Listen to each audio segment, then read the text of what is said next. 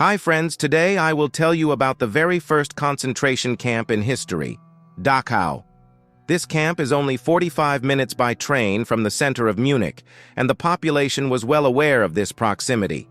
But the stories of what really happened behind the concrete moat and barbed wire were only told for the first time after a single escape.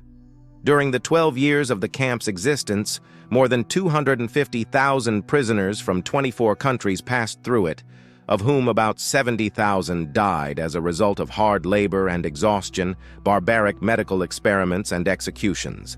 The first concentration camp on the territory of Nazi Germany was founded on March 22, 1933. The opening of the camp was announced by Heinrich Himmler, head of the political police and administration of the Bavarian Ministry of the Interior.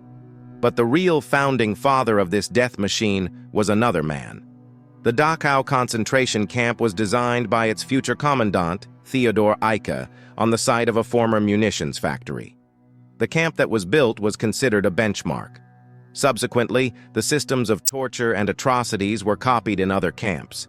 It was Eicke who developed a system whereby the functions of wardens were handed over to prisoners of war who showed great cruelty to other prisoners in order to alleviate their own plight. The camp was originally designed for men only, and at first it held mostly political opponents of Adolf Hitler.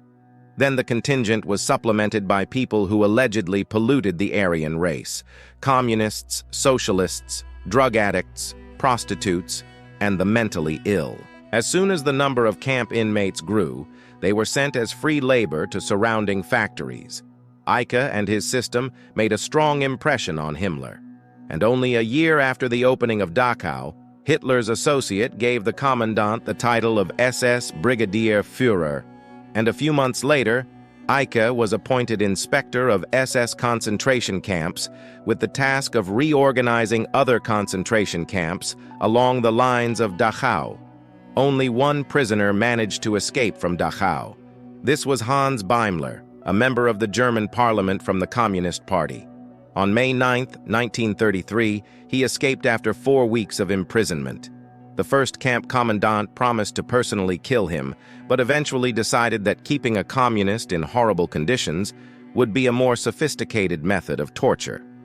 Beimler took advantage of the changing of the guards.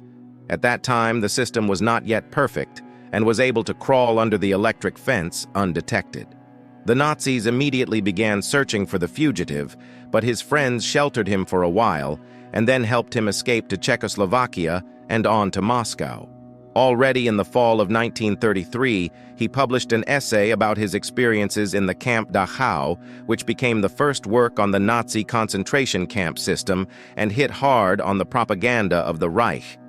After that, the security measures at the camp were strengthened and no one else escaped.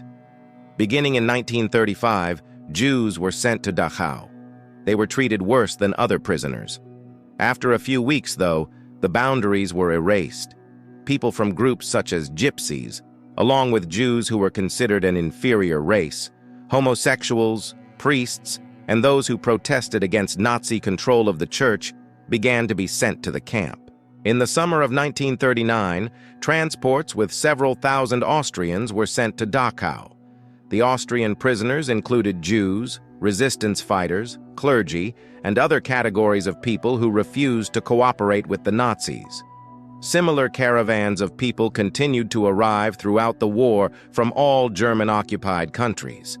They were subjected to truly appalling conditions. Dachau was surrounded by an electrified fence and a large moat with water. Upon arrival at the camp, the prisoners were completely disempowered. All personal belongings were taken away from them, then they were trimmed brazenly and dressed in striped uniforms. Each prisoner was given an identification number and a colored triangle denoting the prison category: Jew, Gypsy, homosexual, and so on. Prisoners were constantly under the threat of brutal reprisals from the camp guards, which made the conditions of confinement even worse. In addition, receiving minimal food, they were constantly malnourished. The Nazis ruthlessly exploited prisoners as cheap labor, forcing them to build roads, work in quarries, and drain swamps. As the war progressed, the production of weapons became increasingly important to the Nazis. To this end, thousands of Jews from Hungary, Czechoslovakia, Poland, and the Soviet Union were sent to the camp to work in the war industries. In order to accommodate the 37,000 prisoners who worked in the weapons factories, 36 large camps were annexed to Dachau. Private companies were also able to use the slave labor of the prisoners in the concentration camp, paying the SS directly while the workers received nothing. They worked until they were exhausted, after which they were replaced by healthier prisoners. But that was not the worst of it. A prisoner in a concentration camp was used for medical experiments like animals. For example, SS Dr. Sigmund Rascher conducted experiments to study the effects of altitude on the human body, for which he placed subjects in a decompression chamber. Dr. Klaus Schilling, MD, known for his work in tropical medicine, ran a malaria research laboratory at the camp. In order to find a way to immunize against the disease, he infected about 1,000 prisoners with malaria. In addition to this, other pseudoscientific experiments were carried out at Dachau. Some prisoners were induced to suffer from various inflammations and intoxication in order to test their reaction to new medicines. Another group of prisoners were force-fed seawater to see how long the unfortunate ones would last. In addition, there was a tuberculosis laboratory in the camp. Doctors deliberately allowed the disease to develop in order to find an antidote effective in the most critical situation. In addition, the doctors at Dachau were known for their research in freezing people.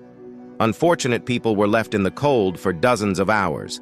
Some were periodically doused with ice water. Many situations were also simulated, with subjects being immersed in cold water and having their body temperature lowered to 28 degrees Celsius. Anesthesia was practically never used because it was considered too expensive. During the war, the concentration camp began to receive Soviet prisoners of war, most of whom were immediately shot, even without being registered in the camp. Theodor Eicke used to say, "The soldiers in my unit must completely officially renounce their faith. For them there must be no other gods but Hitler. They must be able to mercilessly kill anyone."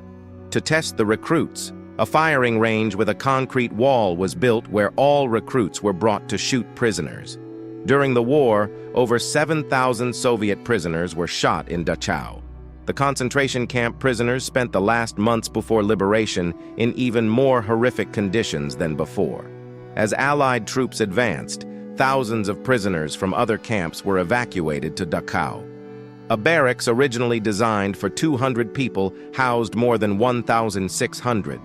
A typhus epidemic raging in the camp claimed 200 lives daily. The prisoners organized an underground international committee. On April 28, 1945, the underground organization of prisoners revolted. This desperate step of people was pushed by the fact that the Nazis were going to completely destroy the camp and kill all those who were kept in it. The surviving prisoners, about 30,000 people, were liberated by American troops on April 29. Seeing what the SS did to the prisoners, the soldiers organized a bloodbath, shooting about 100 camp guards and capos, camp chiefs, from among the prisoners. But even after that, the former prisoners were in no hurry to leave the camp. They lived in the barracks until the summer of 1945, and only then, finally convinced that the Nazi threat was in the past, began their journey home. After the war, 40 SS men from the camp guards were arrested. From November 15th to December 14th, 1945, they were tried in Dachau before an American court. 36 defendants out of 40 were given the death penalty. In 1965, on the initiative of former prisoners and with the support of the Bavarian government, the Dachau Memorial Museum was established. On the site of the former barracks, of which only a few have survived, the former prisoners planted a poplar alley, and where the crematorium was, there is a memorial stone with the inscription, "Think how we died here."